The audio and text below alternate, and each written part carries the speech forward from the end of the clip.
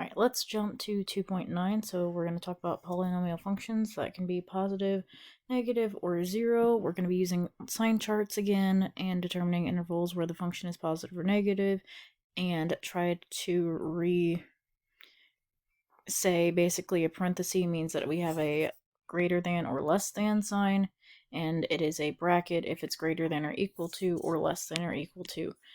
When using those inequalities, let's take a look at a graph polynomial like f of x is equal to x minus 2 quantity squared times the quantity of x plus 3 times the quantity of x minus 5 using zeros, multiplicity, and end behavior, which we've all talked about before.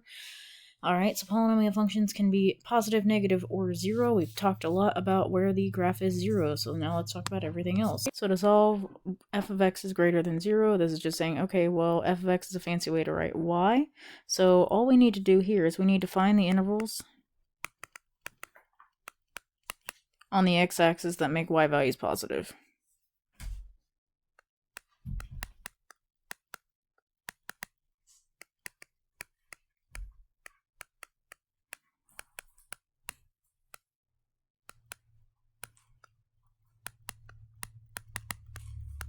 So it's going to end up looking like a domain because we're going to use our x values, but really all I care about in this particular case would be where are my y values greater than 0? Well, that would be above the x-axis, which I'm trying to shade now, and I'll undo that here in a second, just so we can see that.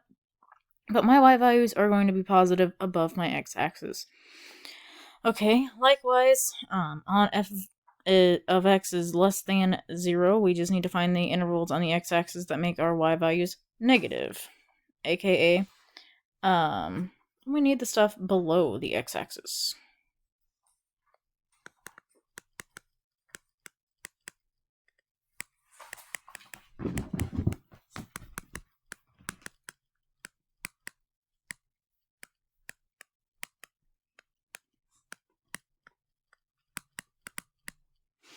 Okay, so intervals that would make my y-axis negative, well, my y-coordinates are negative below my x-axis, so anything down here that I am currently coloring.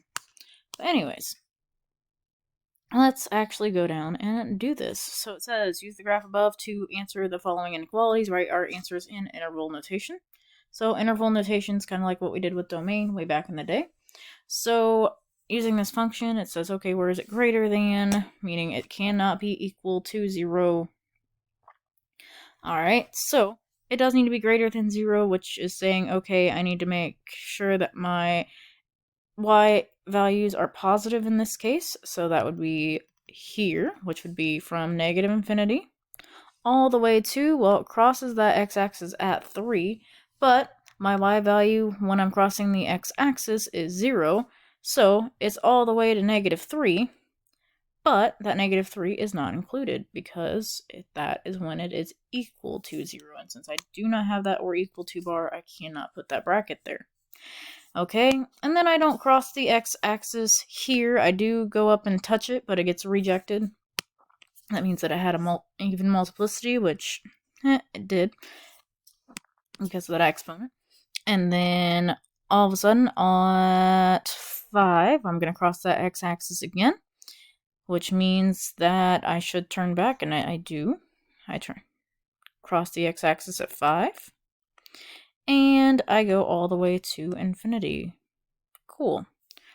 So again, it just says, okay, my x values are coming from the left.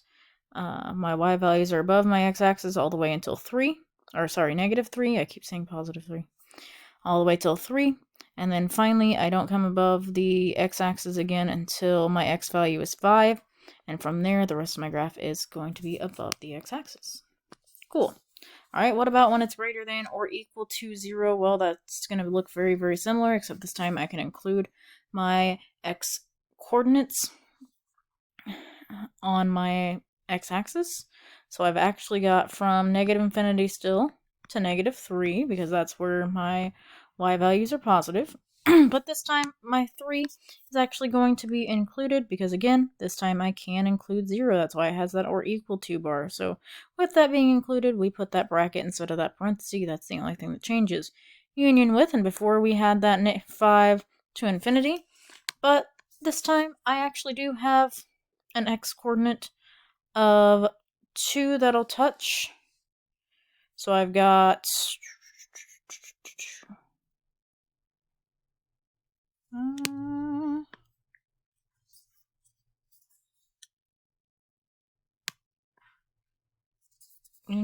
two, I think. I don't even need parentheses on that one, because that one's just by itself. And then union with 5. Well, I had a 5 in parentheses before. This time I can actually include my zeros to infinity. Yeah.